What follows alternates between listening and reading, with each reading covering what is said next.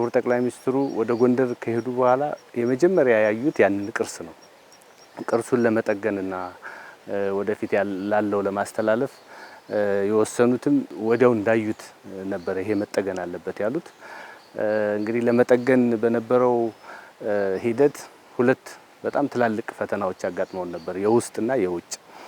ከውጭ በኩል ይሄን ቅርስ አትንኩት፣ ከነካችሁት ይፈርሳል፣ ስለዚህ ዝም ብሎ ይቀመጥ፣ መነካካት የለበትም የሚል በጣም ትልቅ ተጽዕኖ ነበረብን።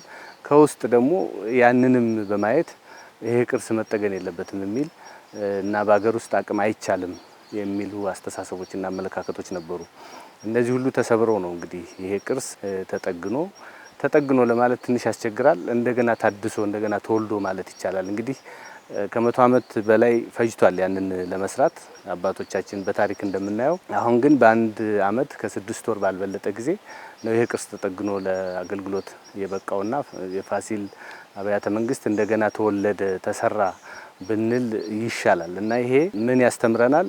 አገራችን ትችላለች፣ ኢትዮጵያ ትችላለች፣ መስራት እንችላለን፣ የሚያቅተን ነገር የለም የሚለውን በጣም ትላልቅ ስራዎች ሰርተን ያሳየንበት ነው። እና ከዚህ በፊት ይሄ አይሰራ አትንኩት የሚሉት አካላት ሁሉ ሌላ አካባቢ ያሉ ቅርሶችን ለመጠገን የሚያስችል አቅም እዚህ ሀገር ውስጥ እንዳለ ያዩበት ነው። እንግዲህ ትላልቅ ዶሞች አሉ፣ እነሱን ለመስራት በጣም አስቸጋሪ የሆነበትን ሁኔታ ነው በራሳችን የሰራ ነው።